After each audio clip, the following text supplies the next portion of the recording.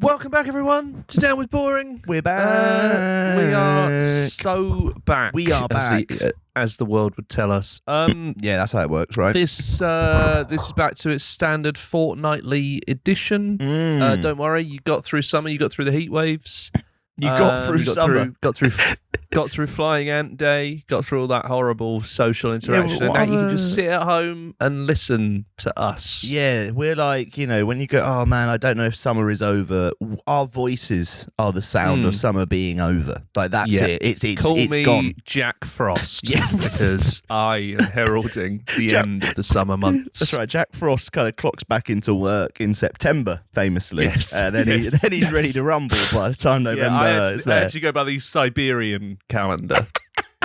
Finally some awareness of the Siberian calendar on this music podcast. Our fans in Siberia and the steppes of Mongolia. Shout out to them. Yeah, we know where the listeners are. We're tracking them. Hope everyone had a good summer. Jade, did you have a good summer? Yeah. I booked in too many things for myself and then nearly died. You did. Yeah, you literally haven't. I just want to flag at one point, Jake was like, I just can't go to anything else. I hadn't had a weekend off since May. You could actually listen back to the Reading Festival radio podcast extravaganza, where, I don't think anything sort of blatant happens, but you can really hear that I'm running on fumes. He's trying. Yeah. Great episode, Jay. You had the reins. It was great to hear. It was nice to. I looked on like a proud parent. Thanks to Lamborghini Girls, Nell Mescal, and Love Cat, rather than you. My crumbling brain. But here we are. We move, as they say. We move, and this to return with a bang. We're going to be joined by longtime friends of the show, VLURE. Who will be? We are indeed. Who will be joining us? Peel punk pioneers, finally dropping their debut album, and discussing building their own vocal booth out of timber that they build back to their music label. It's practical. Music label, record label, music label. Their music label. The music label will be paying for that one. All the hits. Good to know you get DIY advice on this show. But great to have everyone back to regular programming. Also, it means we're back to shilling the shit that we've got coming up. Before we crack into things, a few Dork shows coming up, everybody. Cheers everyone who came to the Dork 100, by the way. That was the first chance to talk great about week. It. Yeah, really good week. 5 nights in a row at the 100 Club meant that I went to IKEA a lot for food. Yeah. If you go to IKEA, don't get the... Was it like the Swedish hot dog? Oh, which they make it. They say it's like mash and a sausage, and it looks like it's going to be like the mash is on the bread and then the sausage is on top. Yeah, but they just plonk a scoop of it on top of the hot dog, and it's impossible to eat. Like it's an ice cream. They kind of just donk a scoop there. Yeah, it's not great. So recommend against it. Other foods are available there. Also are good and also at a cheap price, especially in the middle of London. So I recommend. Amazing shows. Why are you shilling for IKEA? We have of course, the traditional Halloween show coming up. Don't be Jamie. Colours Hoxton, October the 30th, Night of the Living Dork 4. That's the fourth one. They haven't stopped us yet. People said it couldn't be done. They were wrong. I don't know if you've been to all of them. You get a stamp or something. I guess we can decide that. But I don't know. We can't give away that much, can we? Like, they get something. Stamp. You get Catty headlining. You do. Which is going to be an amazing show. So make sure you get that down. Make sure you're ready for Halloween. Make sure your outfits are ready. Though I must flag, if you don't want to wear an outfit, that's also fine. If you don't want to dress up, that's fine. I will insist you wear an outfit. Yeah, okay. Yeah. Clothes are probably a necessity on that one. Yeah. And then obviously just a few weeks later, we'll be back at the 100 Club, headlined by the wonderful Do Nothing, friends of the show, friends of the magazine. It's gonna be a big show. That looking forward to it. I've seen them a few times over the summer as they play new material, and it's sounding very, very good. It is, especially. If you want to listen back to our Live at Leeds podcast special, you can hear Do Nothing straight after a very big night. Chris describing their latest song as a sinker, I believe, is what he described it as. The rest of it's on the way up. The rest of it's on the way up. I promise. Yeah. It's amazing stuff. Go pick up tickets for both because they are actually selling really, really, really well. And there's probably not that many tickets left. So not sure you needed to throw in actually. Makes it sound a bit desperate. No, I just think, maybe sometimes people don't believe us. And I'm like, no, genuinely. People believe me because I've never been enthusiastic about anything in my life. And could you say it then? Tickets are selling well. There we go. Actually, fuck's sake. We'll also be back at Live at Leeds in the City in November as well, just a few days after Do Nothing at the 100 Club. So keep an eye out for stages and all of that, because that's going to be... Who's playing Live at Leeds in the City, mate? You've got Fat Dog, Divorce. I want you to read out the entire lineup, please. Fat Dog, Divorce, Keo. We've got Florence Road, who are also incredible. We've got Adult DVD, who we love dearly. Man, Woman, Chainsaw, Honey Glaze, Jalen and Gonda. I just want to say, Jamie's doing this off the top of his head for anyone listening. I'm looking at the lineup, and all of these are playing, but he has missed out. Yes, they're going to be really, really good. He has missed out. Who have I missed out? Loads more to be announced. Which is on the poster. That's on me. That's on me. I was going to pick out a band and be like, haha, you've missed out them, but actually it's a very good lineup and there isn't really anyone funny on there. So cheers, Leeds. It's always a banger. Yeah, go and have a look. There's loads going on. That's enough from us. Yeah. Now more from us. Mercury Prize shortlist is out. What do you think, Jamie? I think it's good. There's a load of favourites of ours obviously picking up nominations. Of course, our Lord and Saviour CMAT is up for a Mercury Prize, as is Fontaine's DC for Romance. Mm-hmm. Wolf Alice. And of course, Martin Carthy. Of course, the 85-year-old folk legend, who is the oldest Mercury Prize nominee. Or actually, it's been described as believed to be. Because you never know. What does that mean? You never know. You never know how old one of Fontaine's DC is. Maybe it's a ruse. You can't trust people nowadays. Wolf Alice for the clearing. I do enjoy how the Mercury Prize manages every year to have a list of people which make complete sense. Yeah. And then they're like, oh, yeah, but this prize is decided by expert judges who know all about music. And you're like, right, okay. So how come it's always all the ones that make sense, one old band, some jazz, and one weird one? Because if there's not a quota, it's pretty mad that just happens every single time. Do you think it's a bit of a case of because the jazz one never wins. When the jazz one wins, yeah, I guess that's a sign of the apocalypse. Or Ezra Collective. No, because that doesn't count because they're they're not. They're not only playing in sit-down clubs we haven't heard of. Yeah, they're not playing Ronnie Scott's all the time. That's basically it. Yeah. Yeah, I mean, obviously, good band if you're into jazz, but also if you're not into jazz, still good. Yes. Whereas, some jazz, you have to be into jazz. Anyway, Joe Webb, who is a jazz trio, nominated Hamstrings and Hurricanes. But also nominated FKA Twigs, obviously Sam Fender for people watching. You sexuer. You sexuer. Of course, our thoughts throw some about respect you on the name. I tell you what, I saw, I don't know if I mentioned this, but I saw FKA Twigs at Flow Festival in Helsinki. Great festival, great time. But it basically changed my mind on You Sexuer. I'm all in now. You're all in on You Sexier. Yeah, it was a great set. It was really good. It was very, very good.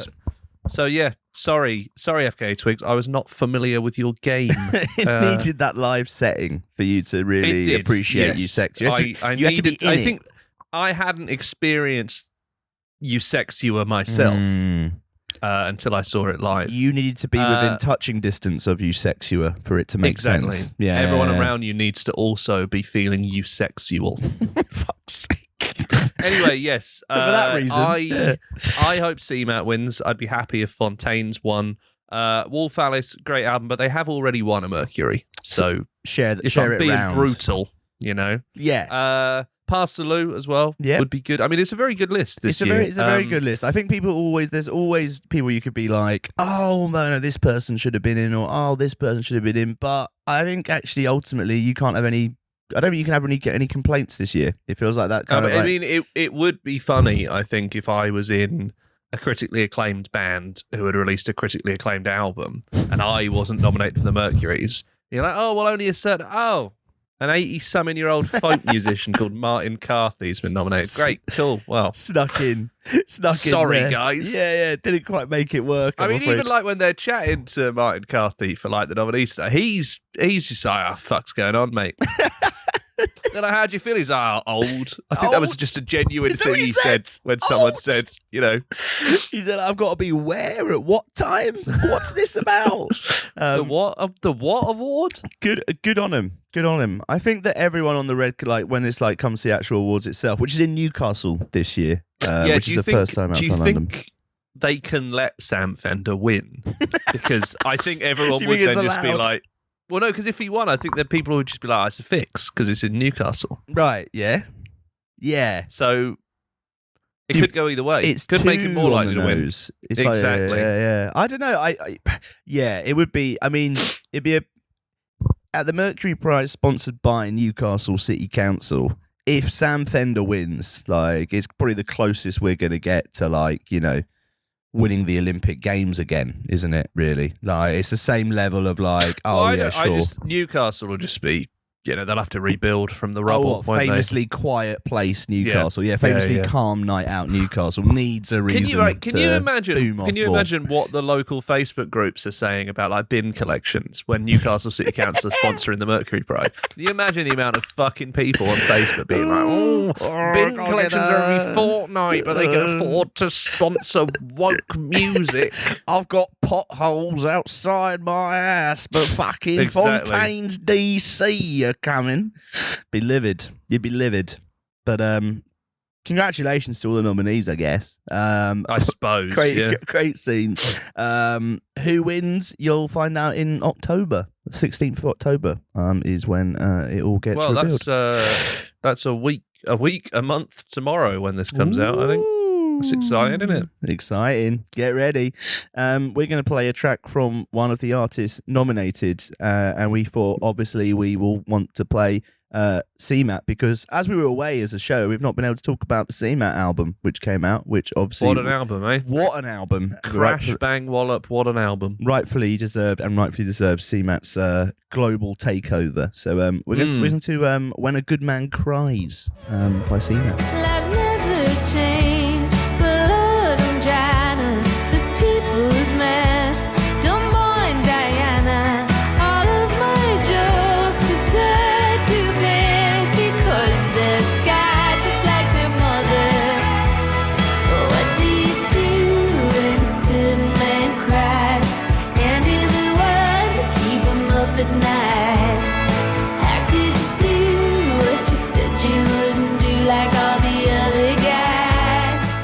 Good stuff.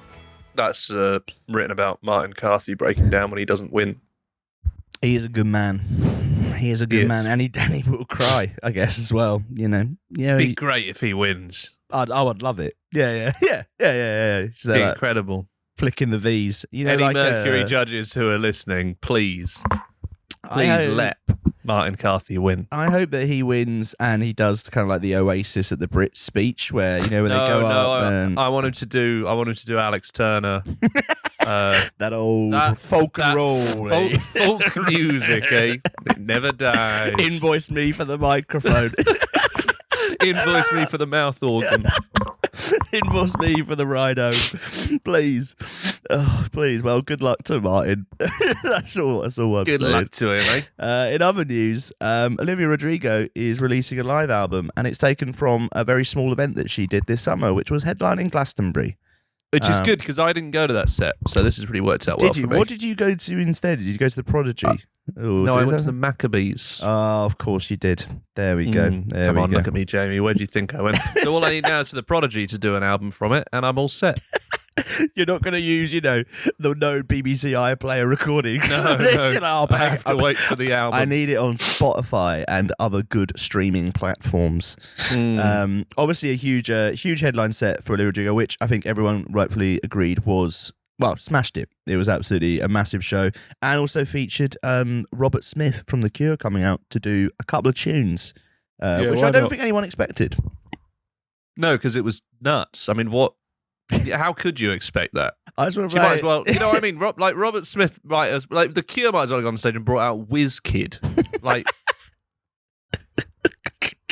I gone to see Olivia Rodrigo. So obviously, I did not go to Glastonbury this year. But over that weekend, I went to Hyde Park, where Olivia Rodrigo headlined a couple of days before. Steve Tyler, and she brought. This is where it gets funny. They brought out obviously Robert she Smith brought at out Glastonbury. Serge Tankian. Just going like, hit up. Yeah. Brought out Ed Sheeran instead. And I just want to flag the moment when that happened. Me and the friends that I was with watching the show. She went, ladies and gentlemen, I've got one of the greatest songwriters this country has ever produced. We're like, fucking hell, who could it be? And I audibly went, is it Martin Garrix? Is it? Here he comes.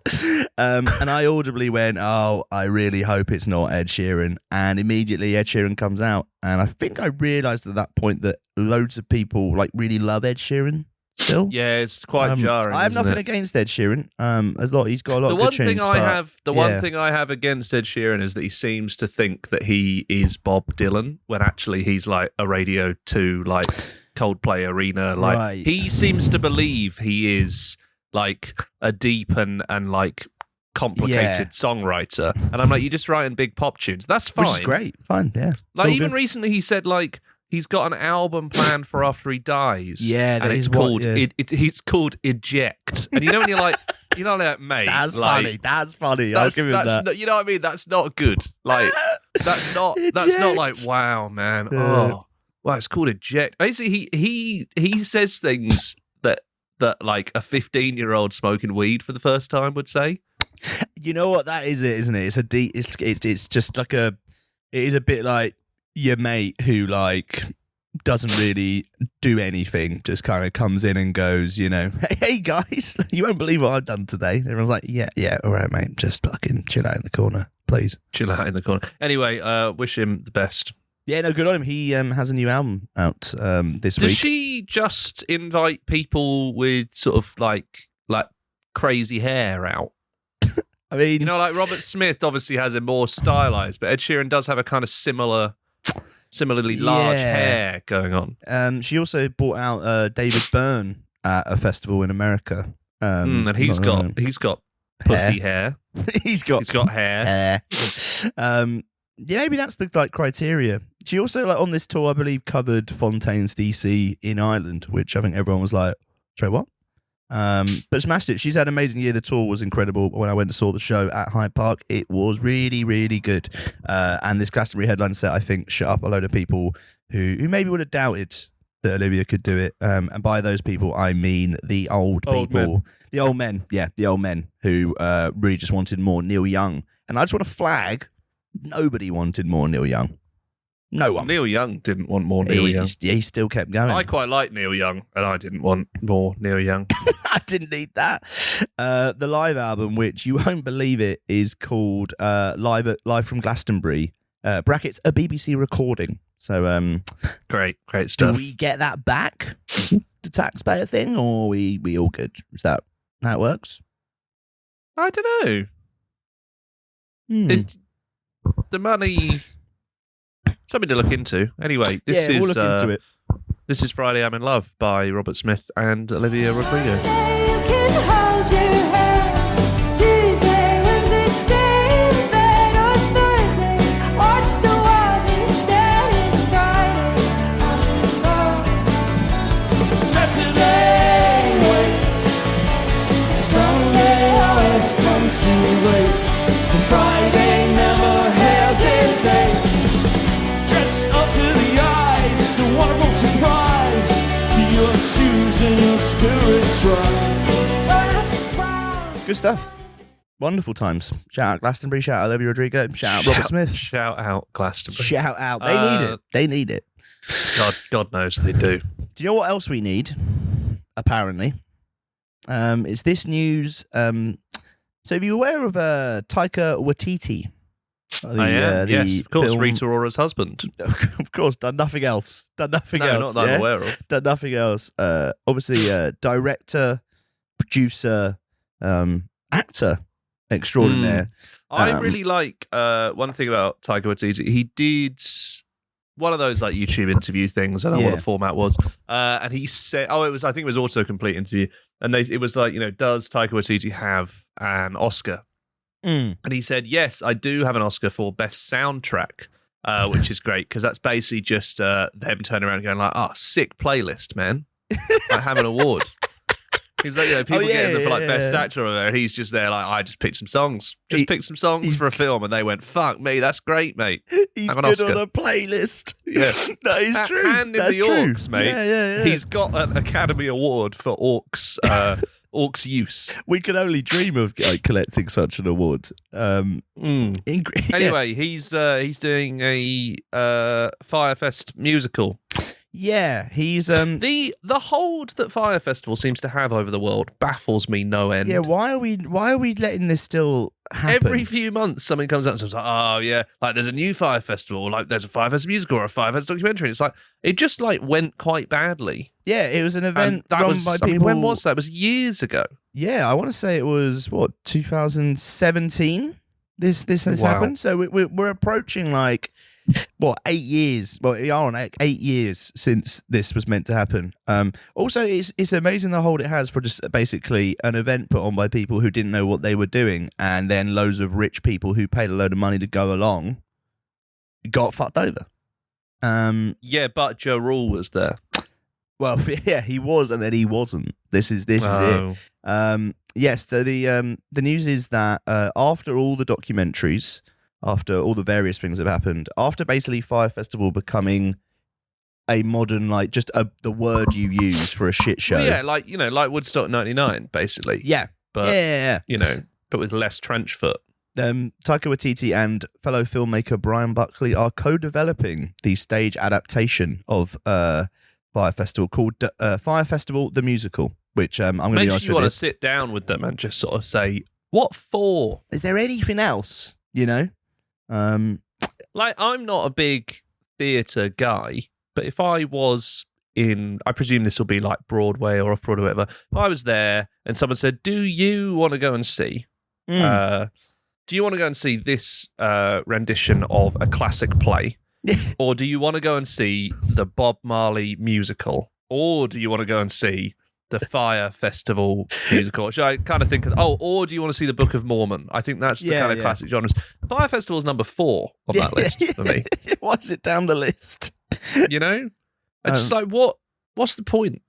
You want to? Well, you wait till you hear Taika Waititi's statement about this. So it's his first. He'll be returning to theatre for the first time in 15 years, and he's gone. I haven't done it for 15 years because it was no longer fun. But I've been told it will be fun this time, and I believe them. ... Honestly, I think the idea is exciting, weird, and potentially disastrous, which seems apt and is how I like to work. I can't wait to get started and snatch me some of that sweet American theatre money. That's the quote from Taika Waititi. The thing is with Taika Waititi is you've done multiple Marvel films. Yeah. So it's he's loads. oh yeah, it's a bit chaotic. It's like, mate, you did a Marvel film. There's no way they let you be chaotic on that.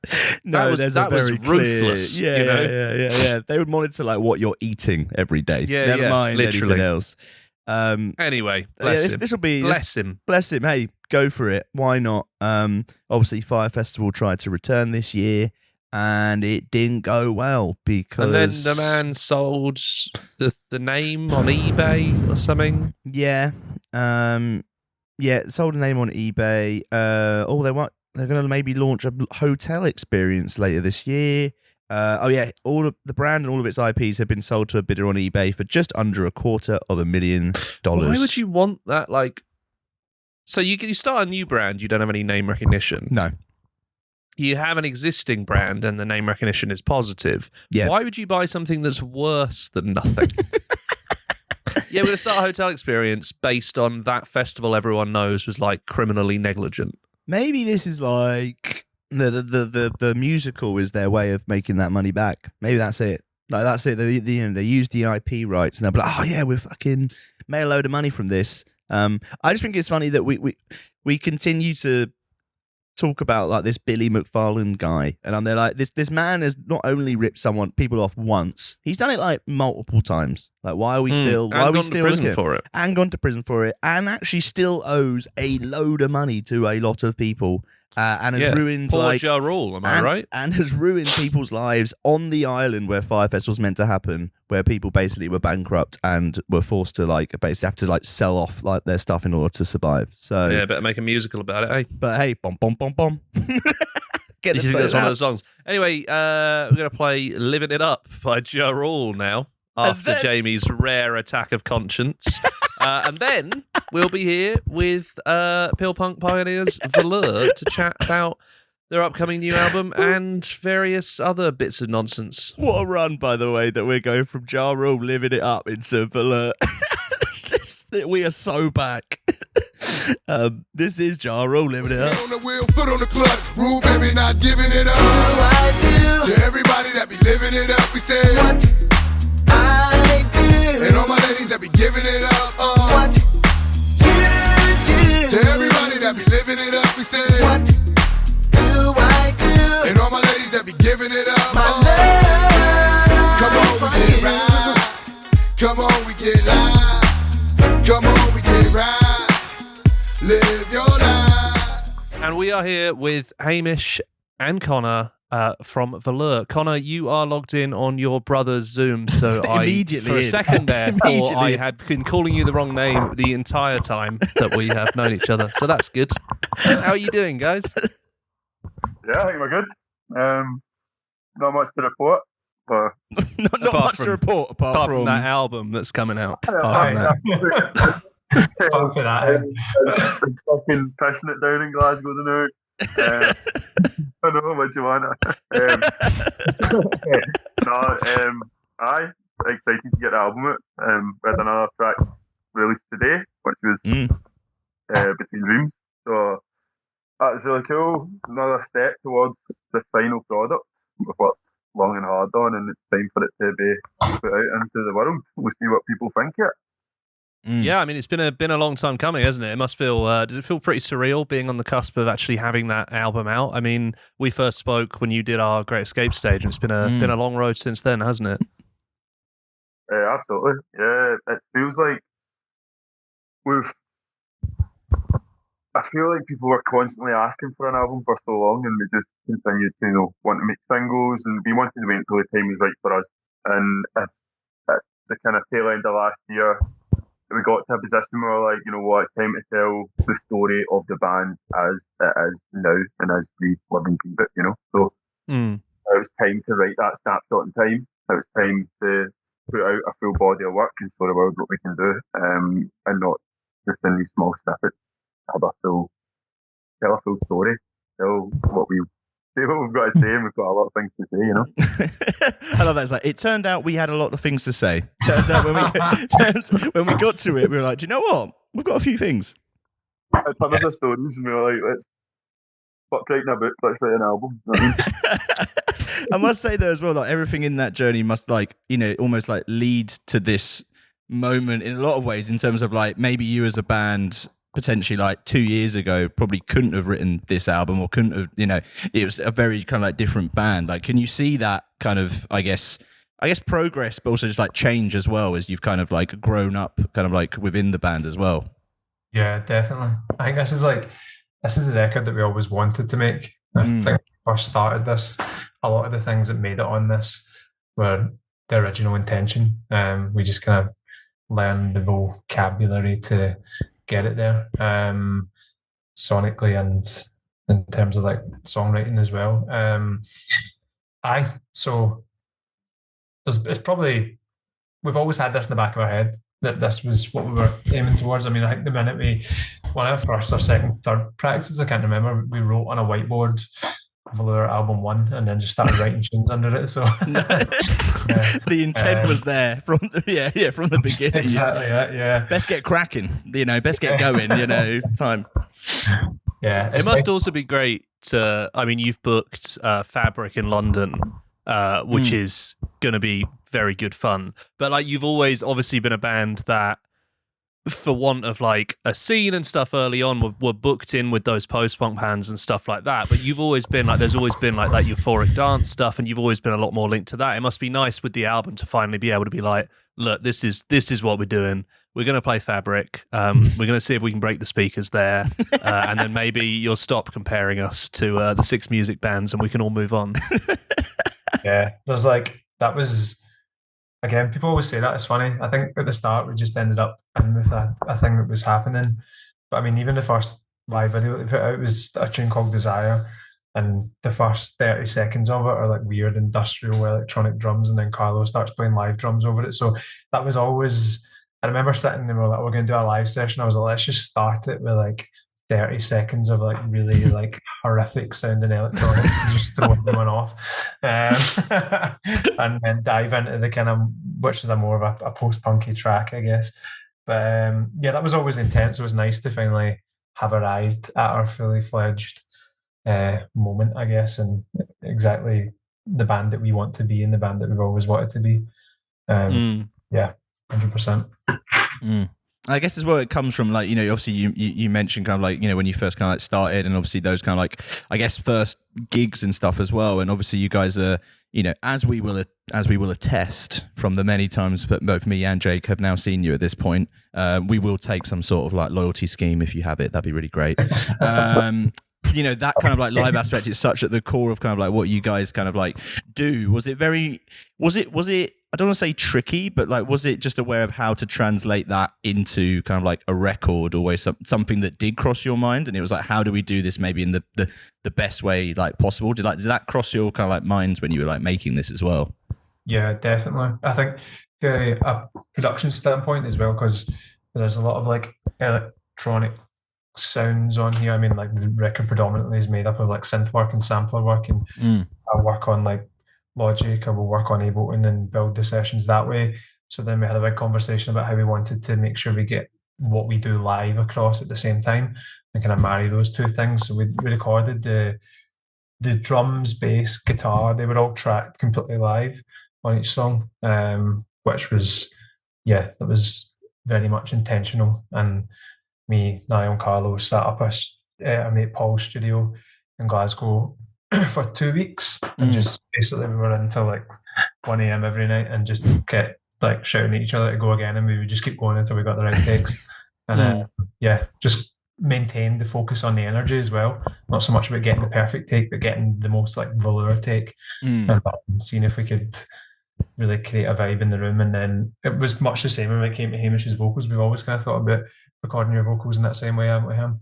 Yeah, I think one of the things for me, stick me in a vocal booth and I get actually quite anxious, and it's not really my thing. I feel most comfortable when I'm playing with the guys, which is quite hard when you're trying to translate that. I think we've done it in the past, and it's quite hard to get it right.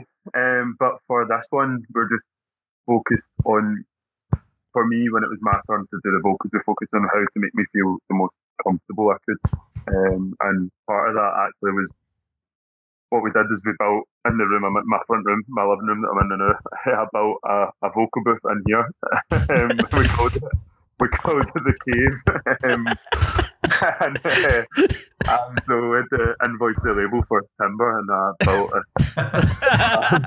You had to invoice the label for timber. Can we get Connors a timber sent to Baillieston, please? Don't ask any questions.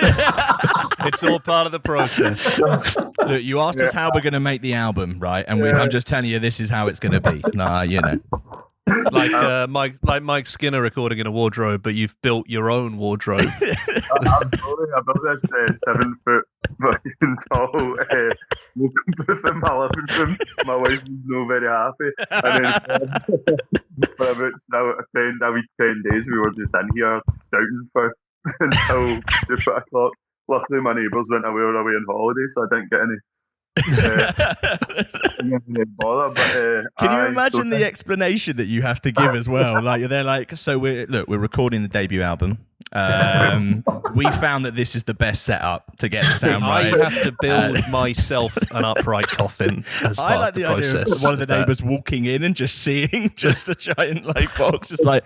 Is this actually the launch of, like, you know when bands do the debut and they're like, oh, we're in a chart battle, you could win like my guitar if you pre-order the album. You're going to be like, you can win Hamish's vocal booth, guys, if you just get 3 variants. We'll put it out there right now. If you get to the top of the charts and you've bought an album, I'll auction off the vocal booth in the garage, along with the doobie covers that we put around. That's a collector's item. That's included. That's all included, you know. That's yours. That's collector's items right there, ladies and gentlemen. Like, off it goes to it. I know, but that's what we did. But it made me feel a lot more comfortable. And what it allowed me to do was then put across that show. It felt the same comfortableness, comfortableness. What's the word? Comfort. Comfortability. Go with comfortability. Let's take it. Let's run with it. Go for it. That I feel when I'm on stage, and you know, a kind of calmness, but chaotic calmness, which is juxtaposition. But like it settled me and allowed me to give the performance that I've been wanting to give. You know, it's no use me doing vocals at 2 in the afternoon in a pure, bright, shiny studio space with nowhere to move, and I just get in my own head. So it's better when I can, you know, set up a vibe that I want. I think I remember I actually Shattered Faith, and in the vocals for Shattered Faith, there's ones we actually used were from the studio, but we had a really good take in a place called down near the borders in Scotland where we recorded that, and I did them in a church by candlelight at like 3 a.m, and that was like mental. just like, this is a normal setup. This is this is it. That made it a bit too far. You know what I mean? That was the line. But I guess like that kind of like, but like that kind of, you know, you talk about that kind of like comfort, I guess, maybe especially in the kind of like comfortability. Apologies. I want to. Yeah. I guess, but is it that kind of like feel, I guess, across the record is this kind of I don't know, maybe like an album which really just embraces the kind of like, I guess, darkness in a lot of ways, and like kind of like nightlife and what it kind of can be, and the kind of, I guess, release as well that it kind of like can give. Is that kind of like, I don't know if that's a feeling that you guys have, especially when tying it in through the album as well, that kind of like I don't know, that kind of like that real kind of like theme, if you will, that kind of like centers it.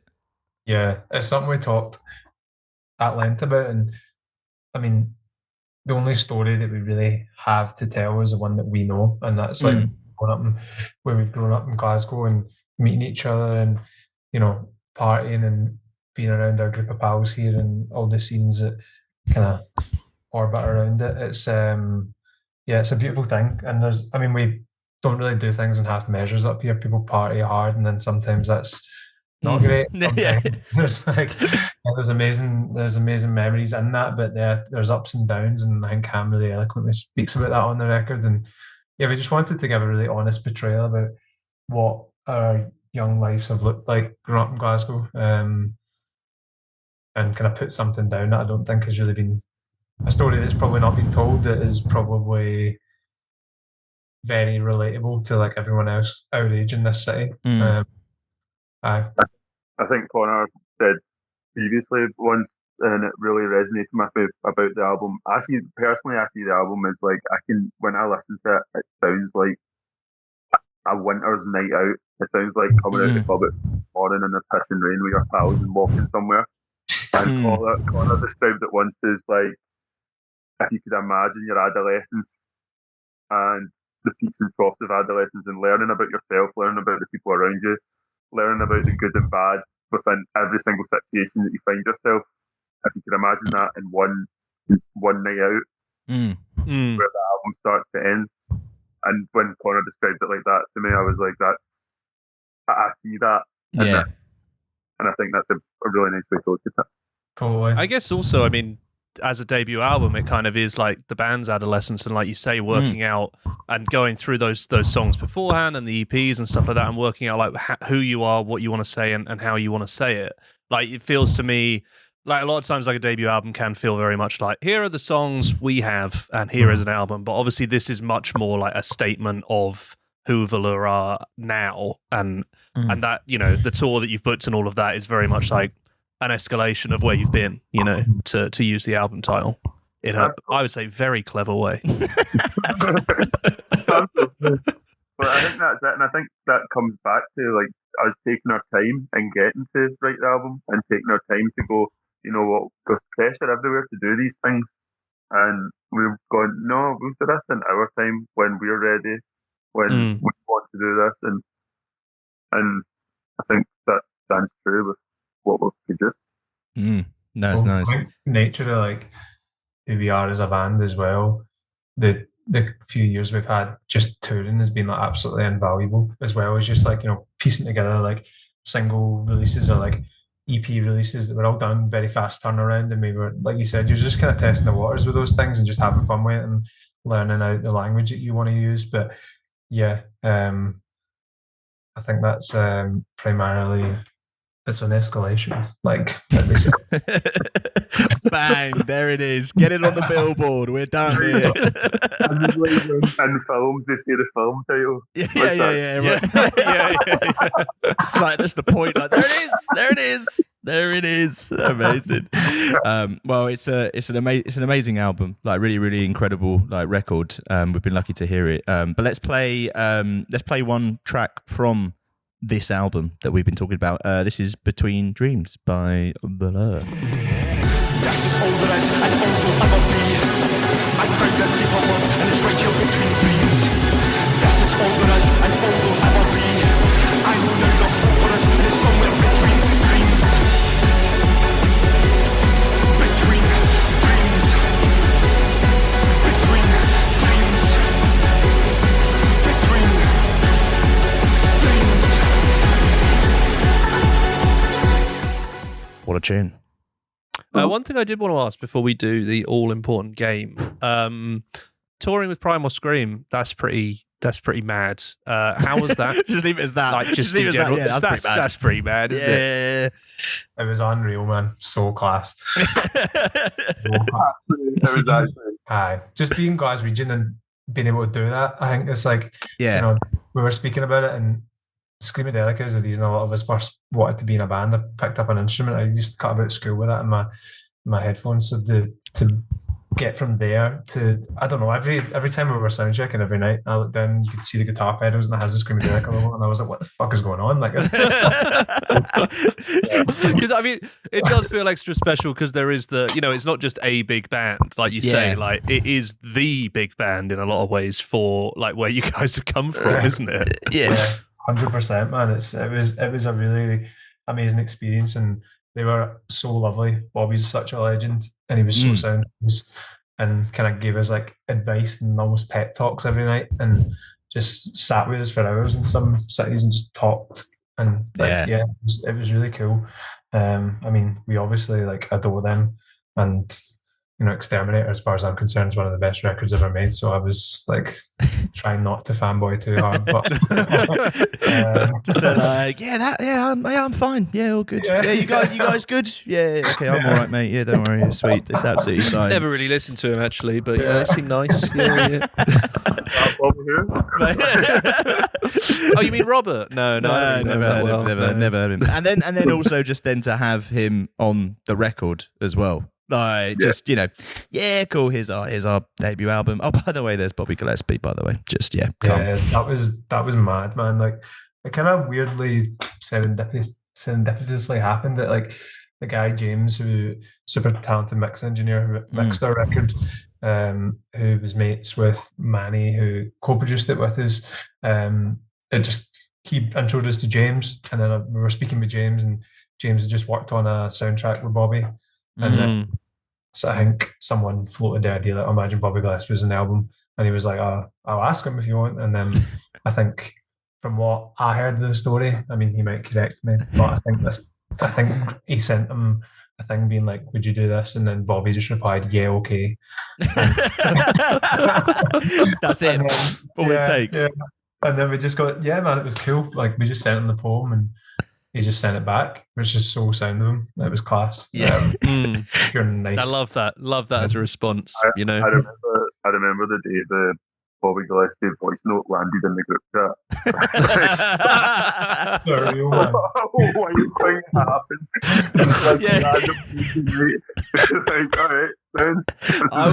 I would the idea that there's just no context, just a voice note drops, and everyone's just like, "Oh, I wonder what's going on here." Hold on a second. Oh, okay, that's not one of us. That's not one of us. It's mad. It's funny. He was first saying things on that tour. He's like, "Oh, like I remember, like when we first started like the Mary Chain thing, and then just like started speaking about something else." I'm like, how'd you just like brush that off? Is it like that's not actually the anecdote I'm telling. That's just the setup. Yeah.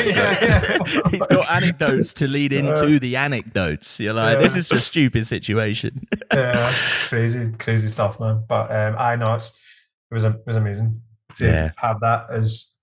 Feels really like, I mean, it feels special for us, and we're all super buzzing about it and thankful, and that he done it for us. So nice. Well, from one bucket list moment to another, Jesus Christ! What now you get to do, I believe, your fourth iteration of the same game. There's been a lot of games here, yeah.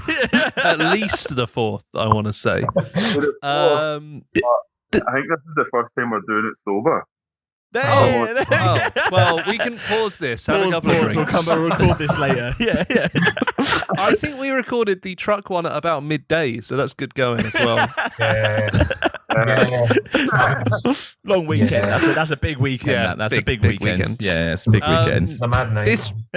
This one is called Escalate, and we're going to ask you basically just imagine the two of you are having an argument, or you're having an argument with a third party. We're going to give you a scenario and ask whether that would escalate or de-escalate the argument. So, for example, and option number one of you being dressed as a clown. Would that escalate or de-escalate the scenario? Now, before we started recording, Hamish, you had a question about what type of clown. I think a kind of Ronald McDonald figure is probably the most accurate. Not like a French mime, trendy clown or anything. Real middle of the road. Trendy clown. Just a trendy clown. Oh, he's so cool. He's moving clowns. Look at those. Look at those shoes. What a fit. Yeah. Your average clown. I don't know. Your common or garden clown. I wouldn't fight with a clown. I'm not really asked about clowns, to be honest. So. I'm not scared of them. It takes a certain personality to cut about like that. It's quite. So you think it would make the argument worse because you would be like, "Oh, I know this guy's a dickhead because he's a clown. I'm willing to argue with this guy because he's a clown." Well, dressed as a clown, you're about to get hit, mate. I just want to flag an amazing line from Connor, which is just, it takes a certain type of person to cut about like that, which is so true. It does, man. Like, especially, you've got to have, there's something about you, isn't there? There's something no chance, man. You know. I tell you what. There's a guy in Glasgow who cuts about dressed as a bunny rabbit. I would not go near that guy. I ain't messing with that guy. That's fair. I was going to say there's a guy in Luton Town Centre who dresses as a clown. Yeah. And I say dresses as a clown because I've never seen him do clown stuff. He just sort of sits there. And to me, that's kind of more menacing than if he was cradling an AK-47. So just like living his life, like dressed like. I feel like that's high art. Okay. It's a statement. It's a statement. He's a reaction. Yeah, he knows what he's doing. That's true. The reaction of disgust. I also have never thought about the idea of a clown that like you have to see them do clown stuff. Like it's never really dawned on me. I'm just like, well, that's a clown. Whereas actually, you're not like a fireman if you just like stand around and don't put out fires, are you? Even if you dress like one. You gotta do the thing. I mean, God knows I'm not a journalist. So we're thinking it's gonna escalate. Are we thinking? Is that gonna escalate or? Yeah. Escalate. It'll escalate. De-escalate. Personally, I'd step away. But if I'm standing behind him, he's escalating then. So yeah. It's like, you're not going to leave him alone with the clown. What about if one person in this situation can only speak in pirate? So we're talking like pirate. Can we have an example there, Jamie? Absolutely not. Because the only like go-to pirate move, right? The only go-to pirate accent that people do is they end up doing like Pirates of the Caribbean, right? That's it. That's the only one anyone can do. Like, Mate, you know they were doing a pirate voice. The pirate voice doesn't come from there. I thought it was a documentary. Yeah, that's it. You telling me it was fake? This is like when I found out that like WWE wasn't real. Like, if memory serves, Connor does a great Elvis Presley, so maybe he can do a pirate as well. That's true. I don't know if I can do a pirate. Maybe. If I've been out last night, potentially. No, that's the issue, isn't it? We've got you too sober. Or there's a crowd of people in front of us that have no idea what we're saying. That was bang. That was great. I feel like a pirate voice would de-escalate the situation. It's very hard to be angry at someone when you can only talk like a pirate, and it's very hard to be angry at a pirate. I think that's why they were so good at robbing. Have you ever seen Dodgeball? Yes. Yeah. Pete the pirate. Yeah, Pete the When he pirate. gets shouted at and gets all sad, that's a shame, man. Yeah, that is a shame. that was a shame. That was a shame. That is a shame. What they've done to that pirate, that is a shame. That poor man. Help him. He might like throw his pirate hat in the bin or something. Or something like that. Yeah. Hair and all that, and puts on a polo shirt, and you're like, no, brother. Yeah, that's it. It's not who you are, Steve. It's not. Listen, Steve, if you're listening, Steve from the I want to say like 2005 film Dodgeball. Maybe earlier. Actually. Yeah, he's about. We were in Texas. When we were in Texas, we were in this karaoke bar, right? And they were really seriously doing karaoke. Like it was like they do not mess about with that stuff there. And everyone was getting up and giving some unreal performances. But in the back, there was just a TV in the corner that was just playing Dodgeball. I was like, that's high art, man. That is high art. I went in a karaoke bar in Barcelona where every single person that worked there hated all the punters. And it was in an area of Barcelona that I then told my Spanish friend we went to, and he just made a sort of worried face. And they had a huge screen behind the bar just showing Fail Army compilations on YouTube with adverts. And it was open until 5 a.m. on a Monday. It's kind of like in an industrial district. Yeah, Touch Music Karaoke it's called. And I would highly recommend it to anyone that doesn't mind getting their organs stolen. Might have been there. Might have done. It might have been one of the other karaoke bars with the Fail Army videos on the wall in a dodgy bit of Barcelona. Ringing a bell, man. I mean, we went, my mates and I went to a karaoke bar in Barcelona the day after Primavera. Yeah, that's when we went. It was the day before, I think. So there you go. Must be it's a clear go-to location. Anyway, back on track with the game. Otherwise, we'll never get to the bottom of these big questions. Would it escalate or de-escalate the argument if it was happening at a funeral?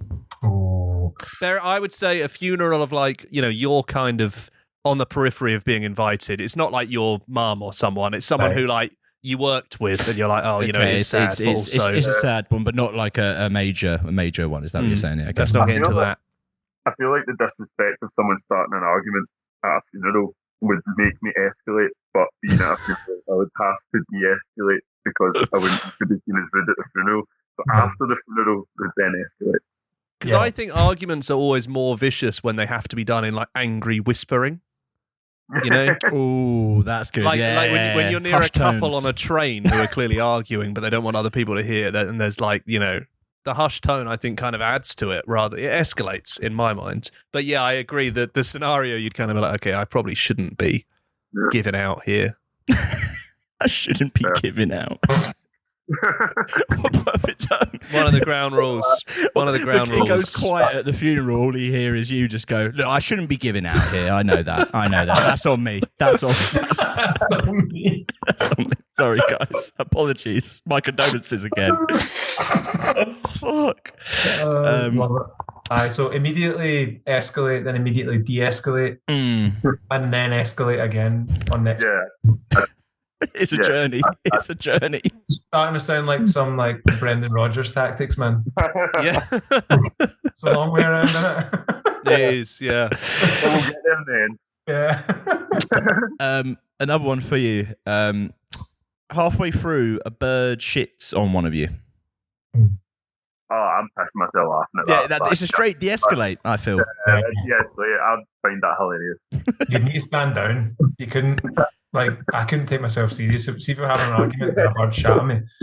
I think you'd get one more line into the argument before you fully admitted defeat. You know what I mean? You'd try, but your heart wouldn't be in it anymore, would it? Scrambling. Yeah, that's it. It's over. Scrambling. There's nothing worse than arguing with someone. If I was arguing with someone and a bird shat on them, I would fucking start pissing myself laughing, and then they really can't say it because even no matter how raging they are, you can't come back from it. Arguing with someone who's pissing themselves laughing at something that's just happened. That's just humiliating, isn't it? Like, you got to cut your losses. Aggravating yourself at that moment. You know? It's like you're not only just having an argument with someone who's just laughing their face off, but you are covered in shit. So covered in shit? Is it what? A fucking ostrich? I don't know what that bird's happened to him. You never know what he's had for lunch. Covered in it. You look like a bedsheet ghost, but wet. What a perfect image. Right, last one for you both. Would it escalate or de-escalate the argument if you were at a trampoline park at the time? So you sort of even when you're not bouncing, you're sort of doing that gentle kind of bobbing up and down. Escalate energy, man. You can actually start doing wrestling moves and stuff and drop kicks. You can just start scrapping. I don't know if you can though. I feel like it'd just be like grappling and like falling over a lot. That is a harrowing image. Just bumbling around, trying to fight at a fucking trampoline park, man. Surrounded by kids' birthday parties. kids in tears, you know. Just let the grown men fight. It's birthday. Ruined it. Look, I've told you before. That's that last time using it. Just points 3 strikes and you're out, you know. Points at the wall. And in the same week, for God's sake. Points at the wall, your faces are on it. Yeah. Not again, we told you, stop. Not you again. Before we got you out of it. Poor kid just crying. What a perfect image to end on. I think Jamie has to go to a gig now. I do actually. So, also, I think I'm in the office and the cleaner, I think, is actually getting quite pissed off by the wall. So I'm gesturing as if they're standing just out of frame. They keep wandering past, at you, going like this. Like looking in, like right. Evidently. We're getting off topic again. I'm calling this. VLURE, thank you very much for joining us as always. Escalate is out September the 26th. You're also playing Fabric, which will be absolute nonsense in the best possible way. So anyone listening who can go to that should. I'll be there. And you're also playing a load of other places in the UK. Yeah, but I can't remember where they are. So if you don't live near London, you know your local venue. It's there, probably. Have a look. Go to the website. Play the game. Playing at venues. Playing at venues. That's the VLURE promise. At venues on this island and mainland Europe and then back. There you go. Right, this is Feels Like Heaven by VLURE. Feels like heaven.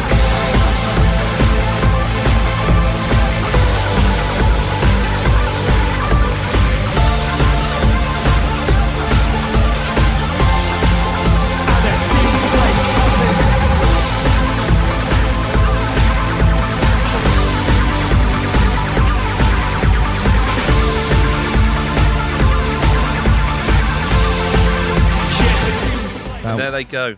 There they go. Out into the pissing Glaswegian rain. The pissing Glaswegian rain, as they loved. Wonderful stuff from VLURE. Album Escalate is out. Well, by the time this comes out, this Friday? No, 26th. No. Which Friday after? See, there's a build-up. Fuck. There is a build-up. It's an amazing album. So looking forward to everyone hearing it and then causing it at venues all over the land. All over the land. Anyway, time for some songs now, isn't it? Yeah, let's talk about some songs. Shall I start? Yes. With we're gonna start with JADE. So we haven't been around for a while, and last week, or the week before last, when you're listening to this, some good albums came out. Yeah. This week, some good albums came out. Yeah. So track-wise, we're kind of both picking one album or one track, and then on albums, we're going to talk about 2 albums. So actually, it's a bumper issue, really. We're trying to cover as much as we can because we know that you've been deprived. Because Jamie has 3 weeks to live. Wait, what? With that jolly note, Jade's album, That Showbiz Baby, is out now. I'm talking about the track Self-Saboteur, which is taken from it. Obviously, Jade, in terms of kind of like post-band solo career, post-punk, this is the album. Post-band solo careers, and kind of like, especially those like massive eyes, obviously, we talk about One Direction, but now you look at someone like Little Mix and everyone's kind of releasing their own things. Obviously, Leanne's doing some amazing stuff and has just recently gone independent, so doing some really cool things there. Perry has got like brand new music coming out that's really smashing it and playing some big shows. But it feels like Jade has kind of like led the pack, if you will, in terms of that critical acclaim and kind of, I guess, intrigue as well. Like, there's some interesting kind of like moves and decisions she's making, and kind of that Showbiz Baby is kind of everything. I mean, you think about it, she's kind of the Rachel Stevens. The Rachel Stevens. Wow. Yes. Wow. We're going Rachel Stevens. Yeah, she's the big one in my mind. That was Sweet Dreams My LAX, I believe. Which was which is the vibe of this whole Jade right? Yeah. Big tunes, big hits. She's obviously had like a massive year. She's already won a Brit Award before this album is even out, and I think that's just on the power of a song like Angel of My Dreams, which kind of was everywhere. This is just such an interesting, like, you can clearly tell on this album that she is like going for it, and I really rate the fact that Jade is not like, she's not thinking about playing it safe. She's not kind of being like, I know how to do this. If anything, it kind of feels like she's now free to really push like what she does production wise with certain things, the tracks that she kind of puts out. Like, this album is like, it's all over the place, but like in the best way. Like, you'll get that kind of like delicate ballad kind of element of it. You'll get that like really high intensity electro pop that's more in line with acts like Confidence Man and more kind of like Lady Gaga-ish, but then also can veer off into something a bit smoother and disco-y. It's just a real broad record that's really interesting, and that's the main thing. And I think that's why she's kind of like standing out more than anybody. It's just like she's willing to give it all a go and willing to push it and do it in an amazing way. You do get like, obviously, as soon as anyone does a solo thing, the same stuff gets trotted out about like, want to express myself, go my own way, like make my own music, etc., etc. And like a lot of the time when the album comes out, you're just like, it's just like sort of worse version of. Whereas this like comes out and you're like, this is obviously a load of stuff that you've wanted to do for a long time, and that's why, as you say, there are a lot of influences here, because it does feel like it's all been building up to this, and her being there, like, if I do a solo album, I can actually do like X, Y, Z, and it all does come through on this. And it, as you say, like, I think it is very well deserved that at this point in time she's getting that critical acclaim, as you say, like Brit Awards, like seen as sort of the leader of this, because this album is just so good and so self-assured as well. Yeah, it's really, really, really stunning, and like I think it really signals, I don't know, Jay kind of like seizing that kind of like opportunity as much as possible, and I really, really love it. I mean, obviously, Angel of My Dreams is when you look at it, quite just a ridiculous like song, in the sense of it changes about 3 or 4 different times. It rightfully kind of like picks up the awards, and was obviously an amazing moment at the Brits when she obviously performed it. But stuff like Unconditional on here is amazing. It Girl obviously is a great tune as well. But yeah, I've picked kind of Self-Saboteur as an example, kind of just of that amazing kind of like, I don't know, just like this uniqueness that kind of like she's bringing to it. It's kind of this sort of like almost Kylie-esque kind of like song. It's really, really great. So an amazing debut album from Jade, and I think really looking forward to the shows that she's going to do with this. Obviously at Glastonbury this year, she really like grabbed attention kind of like for how amazing that was. So looking forward to the tour. Amazing record. If you are a pop fan, you are going to absolutely love it. So this is Self-Saboteur by Jade.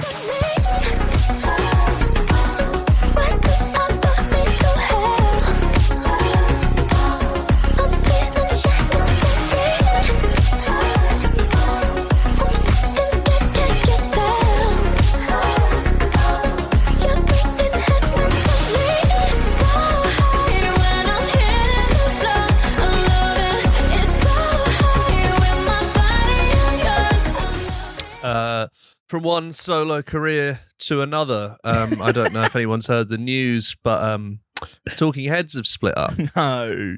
I know. What do you mean? What do you mean? I'm devastated. Yeah. So I wasn't sure because I had a look and I thought David Byrne. I recognise that. It turns out that Talking Heads. This is probably why you haven't heard about it because it happened so recently. Oh yeah. Talking Heads split up in 1991. Yeah, that'll be it. Yeah. Yeah, and since then David Byrne has released several solo albums. Yeah. And then he's released another one. I'm knocked sideways by this news. I guess we didn't know it. We just didn't hear about it back in 1991, and that's because neither of us were born. That's it. Yeah. Now we know. Now we know. No, David Byrne's new album, "Who Is the Sky," came out last week. I'm a really big fan of David Byrne and Talking Heads. I don't know if you know that. I don't know if it's been made clear that you're a massive fan of Talking Heads. But with that in mind, I really, really like this album. I think his solo stuff a lot of the time can be. I mean, to be fair, American Utopia I really enjoyed as well, the last one. But a lot of his solo stuff can go a bit too weird because I think there is complete lack of like boundaries on what he can do now and what he wants to do. And what is really good about this album is like that is filtered through. He's collaborated with Ghost Train Orchestra, who are like a New York-based collective, kind of big bandy, almost sort of mini orchestra kind of thing. And he's also worked with Kid Harpoon off of all of those huge songs, like Harry Styles, massive for example. Pop producer. Yeah. So, which I think is really good. And I mean, this album to me is the most like front to back enjoyable first listen grabs you thing that he has done as a solo artist, possibly ever. I mean, there's always a couple of tracks on every one of his solo albums that I enjoy, but this to me, like, this is like a kind of no skips thing.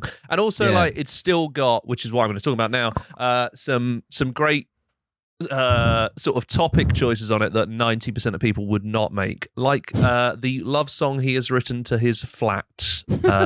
So this, My Apartment Is My Friend, which he wrote during lockdown, I think, which is basically just talking about, it's just a normal love song, apart from the fact that he's talking about his apartment. So he's talking about how, it holds him close and it sees him at his best and worst. And it is a genuine, it's quite a touching, it is quite a touching love song. It just happens to be about his New York apartment rather than a person. And across the rest of the album, there are some genuine love songs about people. Presumably about the woman he just married. You'd hope so. Yeah, and there's also, I mean, Hayley Williams is on it at one point from Paramore. Heard of her? Yeah, doing bits. There's a song about going to a sort of finger food buffet and meeting the Buddha. There is a song about putting on moisturizer and it making you look like you're 3 years old. There's some great stuff on here. I think it's great that he, like, he like you say, he's kind of got. He is one of maybe a few people, genuinely, like handful of people who can do just whatever the fuck they want, but also like doesn't give a shit what anyone thinks, and that's almost the best thing for someone like David Byrne. Who he so even creative. said that. I can't remember when one of the singles came out. He just said, "Yeah, I just don't really care what people think," and that's great. Like and for someone who's so creative and has been since from the very start, he's someone who just like has always been like pushing it, has never played it safe really at all. He's always done stuff. I thought that like American Utopia was like I don't know, for me anyway, as like as a fan, but maybe not as much of a fan as you, of course. American Utopia was like a real great return, and I feel like this follows on from it, and it feels like we're in a bit of a real like renaissance, like a real period of just like the stuff he's doing is amazing. When American Utopia came out, he was doing sort of mid-sized theatres and that, and the album got quite mixed reviews. I mean, it's quite uneven, but then he did the tour and that got bigger and bigger, and then he did the musical and all of that, and then that actually to me is what pushed him into that kind of like living legend status that he is now. And now with this album, everyone has been doing all possible like content with him, like the Saturday Night Live, like all of that stuff. Like he has finally, I guess, come back to the level that he was when he was with Talking Heads in terms of like public personality, but he's so much more at ease with it now. But it's 50 years since Talking Heads started. He's in his 70s. He could be touring, playing the hits, going home, cashing a check. He could be releasing albums. I mean, yeah. a lot of people his age release albums of like covers or like standards because they're like, oh well, you know, I'm not in the mood to be writing anymore, but I still want to make new. Whereas he's literally just like the only reason he's touring is because he's got a new album. He's still doing what like bands are doing in their like 20s. Like, well, I can't tour without a new album. Yeah, I better get this to go. Yeah, you could say that he is the modern Martin Carthy, if you will. You could say that. You could say just that. a stripling to Martin Carthy, though, isn't he? Anyway, this is My Apartment Is My Friend from Who Is the Sky, David Byrne's new album. Forgive me if I hesitate, if a tear comes now and then. You stood by me when darkness fell. My apartment is my friend. My apartment is my friend.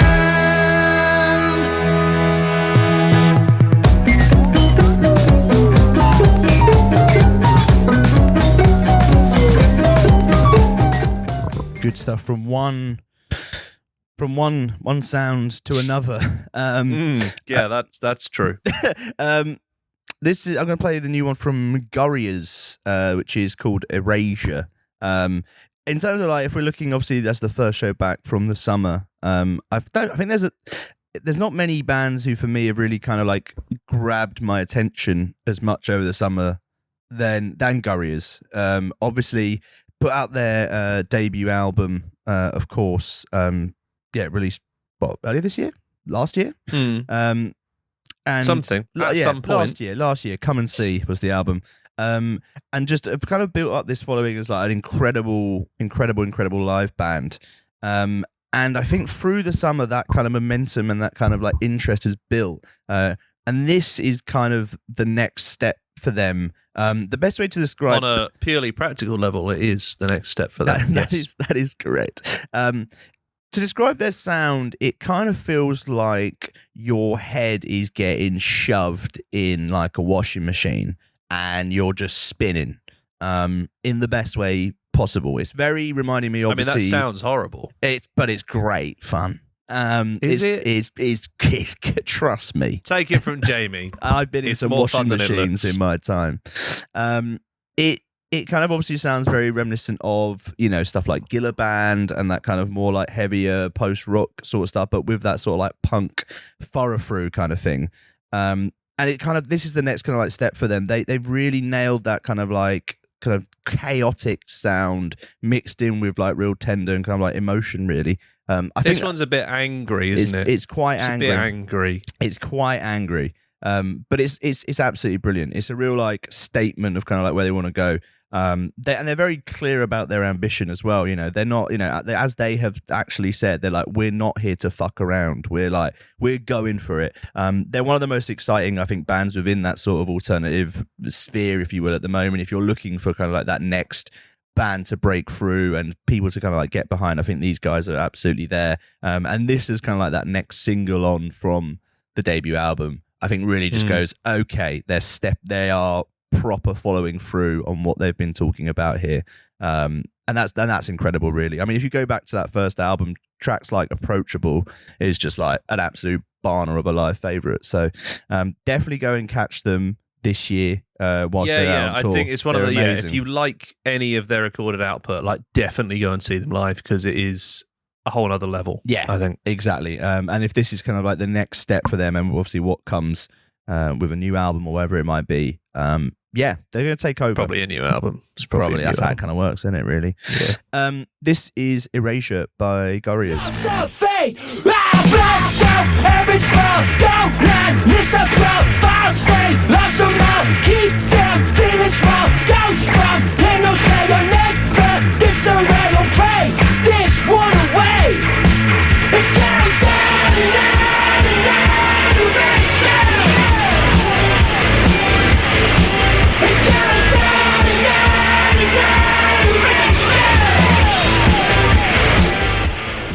What song did Erasure do?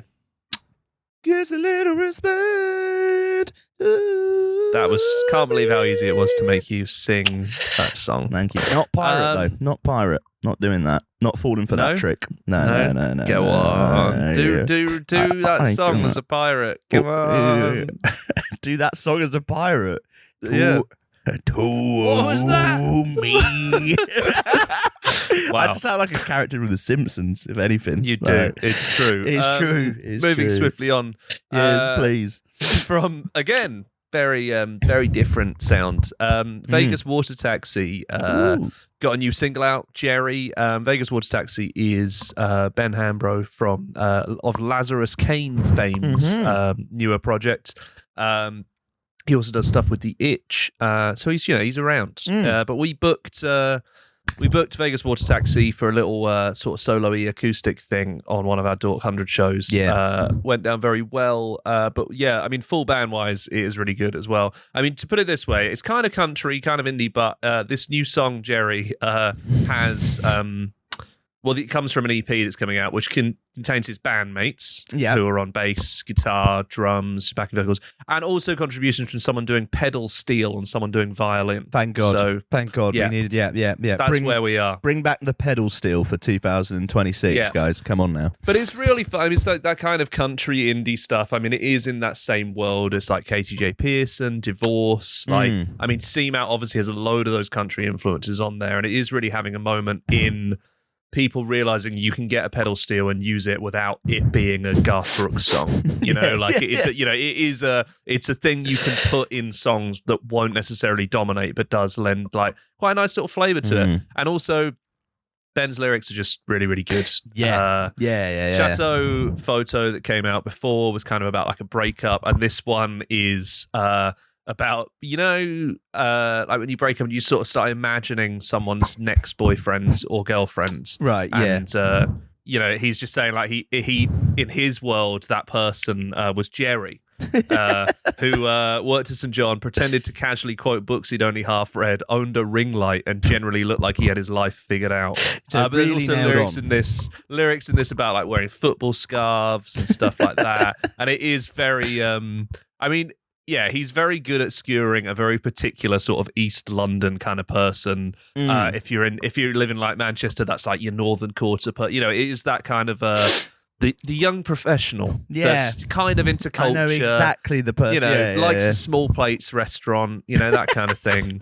I know this fine bistro. I know this nice bistro. I've got this nice place you can go to. They don't have menus. They just write it up on the boards. They just write it up on the board. Big fan of car boot sales. Yeah. But only ones where everything's actually quite expensive. No PS2 games for a pound. This EP is shaping up to be really good. Birkenstocks, which is out as well, is really good. And also, I mean, like Six Music Dads, which they released a while back, is really, really funny. Great song. And also just sounds really fun too. Yeah. So I'm big into the country indie renaissance. I'm not so sure, as Ben claims, that...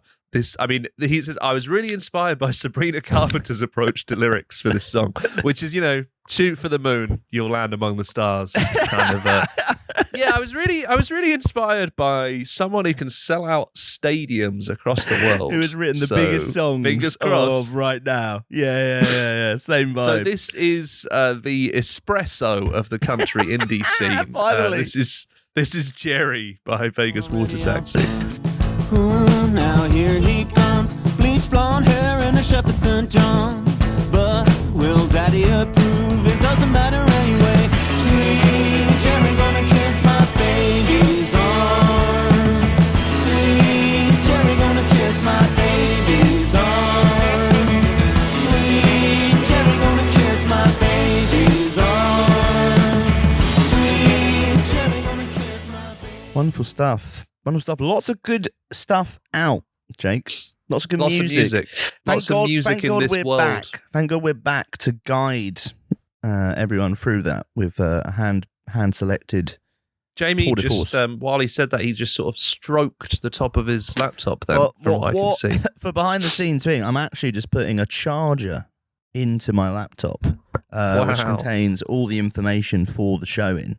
So Jake's getting a really horrible view right now of me really close to the camera as I do this. It looks like I am on a Ring doorbell and Jamie is sort of peering into it. Yeah, mate, I've got a delivery just here for you, mate. I can see your paws. This is probably not very good for people listening, you is can it? picture it. Albums. Yes, let's talk about albums. Yes, a load have come out. Jesus Christ. This week albums came out. Last week albums came out. We're going to talk about one from this week and one from last week. If you don't like it, fuck off. With that in mind, King Princess has a new album, and it's called Girl Violence. It is. It's good. It's really good. Next, no. Yeah. Now, third album from King Princess. Yeah. I don't know what you guys think about me and Jamie, but obviously we are the natural audience for sapphic pop music. Exactly. If there's anything that speaks to our soul, it is gay breakup pop. Yeah. This is where and the with home that is. in mind, and with all the sarcasm stripped out of what I just said, it's a testament to how good this album is that I do really enjoy it, despite not really identifying with a lot of the stuff going on in there.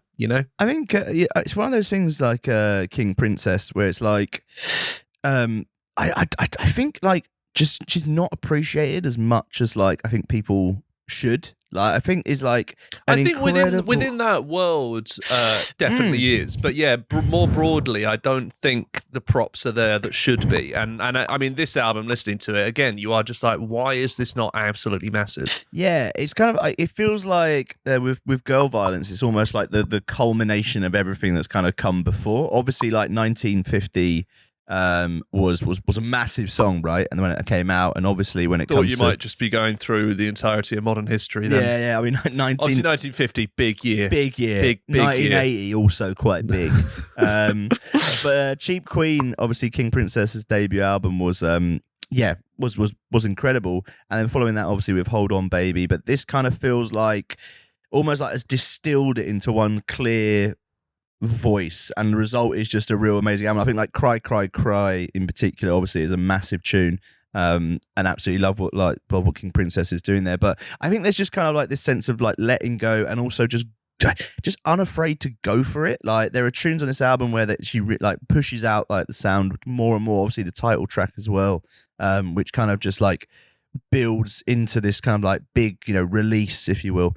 I really, really love what King Princess has done with this album, and I think there comes a point where an artist just kind of like lets loose, and not saying that like King Princess has held back until this point, because has not, but like but emotionally on this one it's almost like a confidence to just be an absolute mess on the album. I mean, there's so much stuff on this album which is like messy relationship stuff, but all kind of done with like a self-awareness that it is that. But I think it works really well because there's a little bit of humor in there with it, but also like instrumentally, like it's so sort of like lush and like polished and sort of studio and like rich that it kind of lyrically it feels a bit like Stream of Consciousness, but it doesn't feel scrappy because it is just such a polished album all round. So I mean, you can listen to it without really listening to the lyrics and be having a good time, and then when you do tune into the lyrics and they're about, I mean, literally you've got like stuff in there about like wishing someone would like date you, but then also like this thing about like obviously like arguing and stuff, and like just like confused, like messy, like feelings and stuff like that, and you're like, oh. When I've listened to this without really paying attention, I thought this was someone who kind of had it together. But this... It's so open and honest, and it is just like... And I think that's probably why it connects, because it's not afraid to be a bit cringy at times, or to be a bit like, and I mean cringy in a really... In a good way, just to be completely embrace like the frank, cringe, to be completely frank and open and honest, and also it's just an album which it sounds really like simple, but like it's genuinely just like great to listen to. Like it sounds amazing, and everything that it does. So I think this is a real like a perfect example of an artist kind of like really nailing exactly what they wanted to say, and the result is an album that I just think can be played back over and over and over. It's right, it has that kind of feel. You just want to click play again, start listening once more. So it feels lyrically like someone is reading their diary out loud to you, which is I do always wonder, and I do.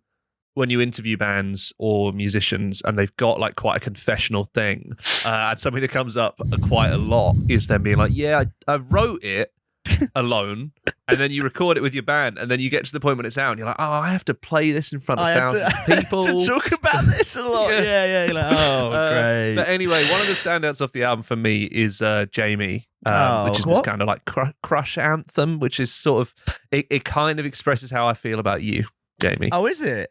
Yeah. Wow. So we're going to play that now. Jesus. Yeah, let's have a listen. Let's dive into to Jamie, spelled differently to your name, Jamie, so not about you. Okay, great.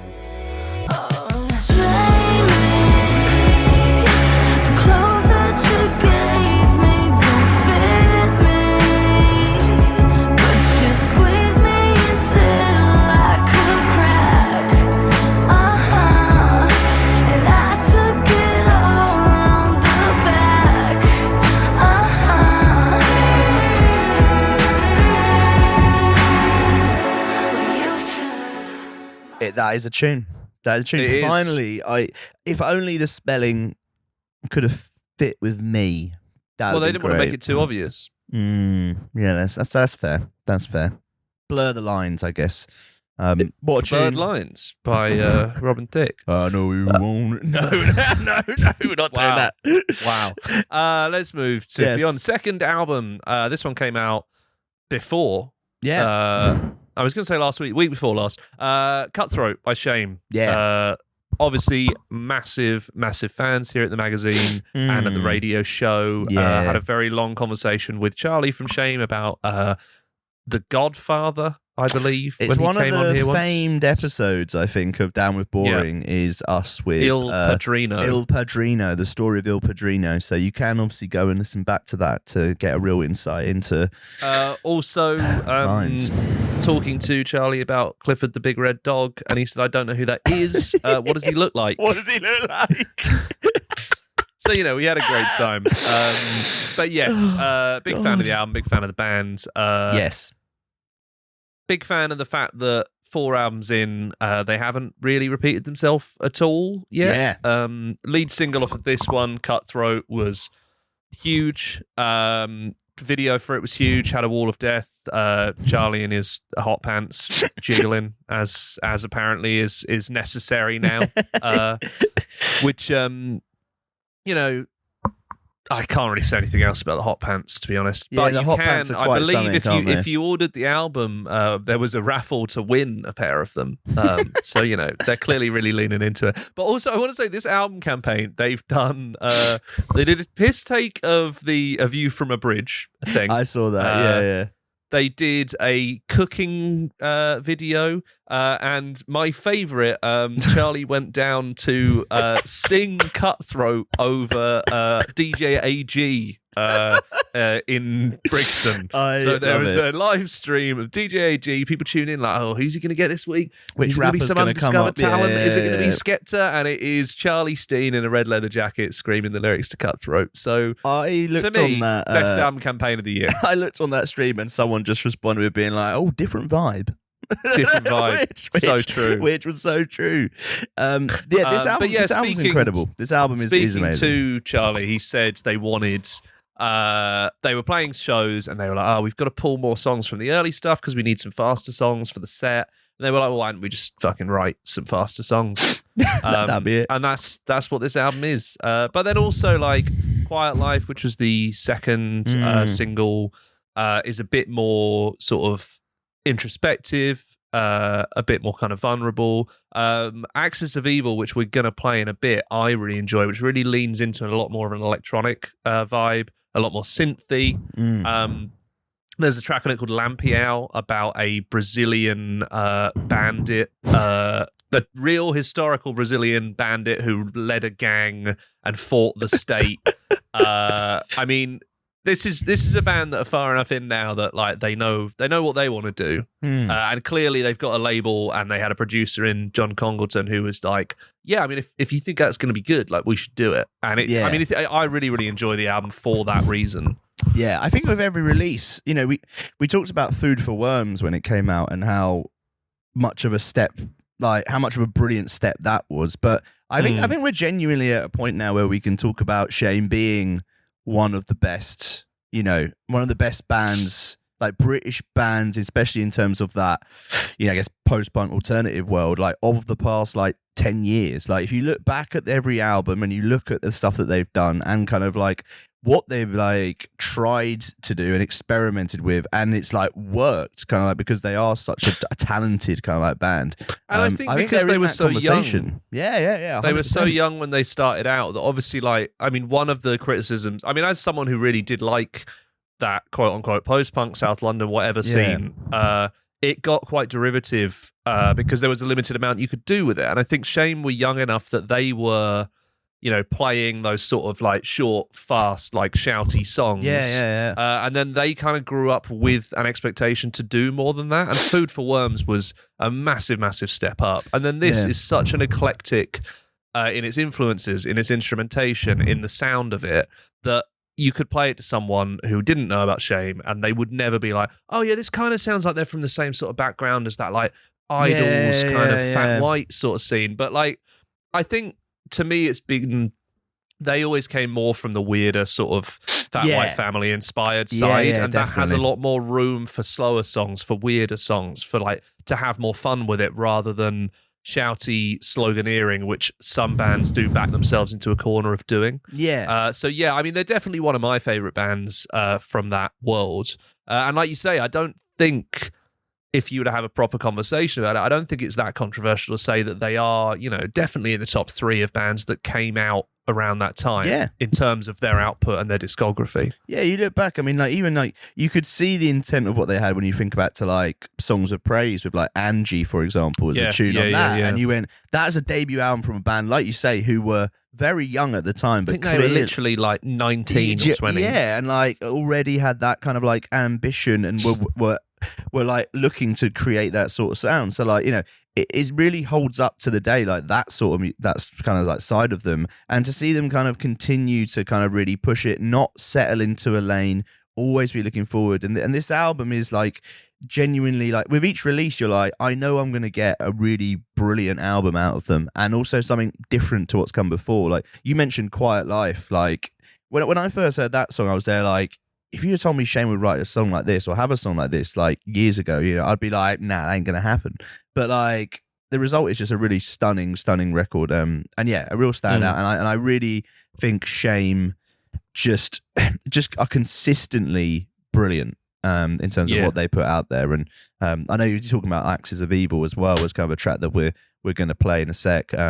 It's just another standout kind of like one for them, and something which you can see them really embracing live as well. So we'll play that track in just a sec. But this is a band who constantly say they're live first. They're incredible live.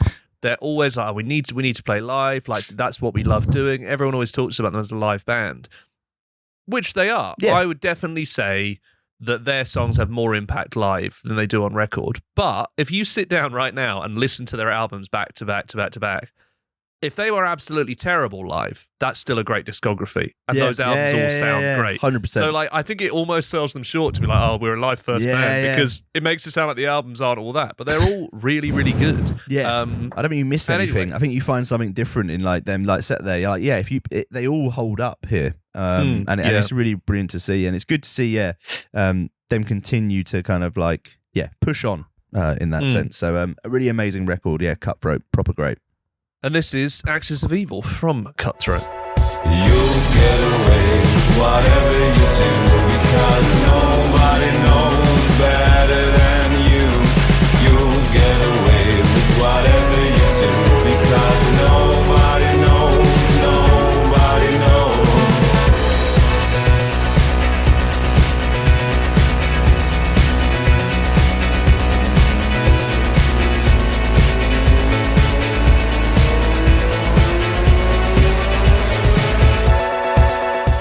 There we go. That's all the music. All the music that's happened in the last 3 months. We're all caught up now. We're all caught up. Yeah, we'll see you in another quarter. Yeah, we'll check back in like a little, like a doctor's appointment. We'll check that your knees have got the reflexes. We'll check that that all kind of like works. Also, just a note to say that ever since that disgusting looking, horrible, evil moron bought Twitter, the socials thing's been a lot harder to do. So, tweets of the week, internet nonsense of the week, it's going to have to come back as and when now. When a band or a musician does something funny, we'll talk about it. If they don't do anything funny, then you know what? That's their fault. We're not going to fuck around here. Blame, that weird music. bloke. Yeah. Blame music. Blame music. Let's end on that. That's it. Welcome, everybody. What a great return. Welcome back to Down with Boring. Another run through music. The year. Another season begins, and music, eat shit. Sucks. That'll be the vibe. Cheers, everyone. We'll be back in two weeks with more. Until then, bye.